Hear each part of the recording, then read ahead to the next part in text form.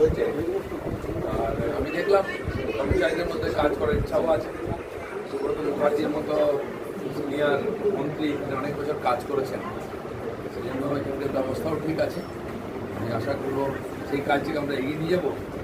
আর যা লাগবে ধীরে ধীরে আমি আমাদের মাননীয় সিএম এবং কেন্দ্রের সরকারের যা ব্যবস্থা, পিএম থেকে আরম্ভ করে যারা আমাদের সঙ্গে যুক্ত আছেন সবার কাছে আমরা পৌঁছে দেবো আমাদের ডিমান্ডটা যাতে তাড়াতাড়ি হয়।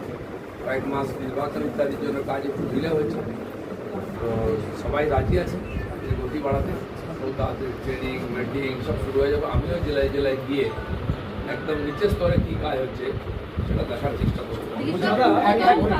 এই দপ্তরকে কেন্দ্র করে একটা এবারে এসেছে আগের সরকার, তাহলে 100 দিনের কাজের টাকা, বকেয়া টাকা কেন্দ্র ছাড়ছে না, এই নিয়ে বাধ্যতামূল হয়েছে। এই বিষয়টিকে আপনি কী বলছেন? এই ব্যাপারে আমাদের কথা হয়েছে আমাদের দেশের সঙ্গে ইত্যাদি যা টাকা আছে পাওনা হবে, এবং টাকার যে মিসইউজ হয়ে থাকে তারও হিসাব হবে। পাবলিকের টাকা আর কেন্দ্র সরকার আটকে রাখবে না, কেউ মিসইউজও করতে পারবে না।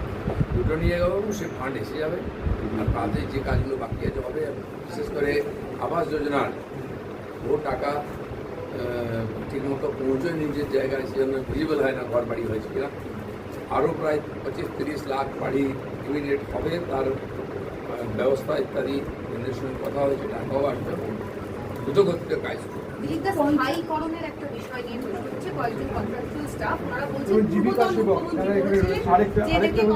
যা যা পেন্ডিং আছে সবই রিভিউ করবো আমরা বসে, ক্যাবিনেটে আলোচনাও করবো এবং ধীরে ধীরে সব সমাধানের চেষ্টা হবে। অনেক সব ডিপার্টমেন্টে এরকম কন্ট্রাকচুয়াল বেশিরভাগ কর্মচারী ইঞ্জিনিয়ারও এখানে আছেন, সেরকমই তাদের যে হক সেটা হওয়া উচিত।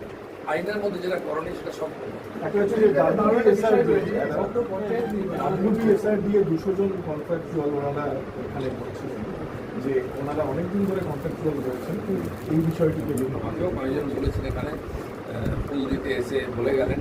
আমি নেক্সট টাইম যখন আসবো প্রত্যেকের সঙ্গে কর্মচারীর সঙ্গে বসে আর কথা বলবো, তাদের সমস্যার কথা কী আছে সেটা আমি মাননীয় সিএম আমাদের মন্ত্রিমণ্ডলে আলোচনাও করবো।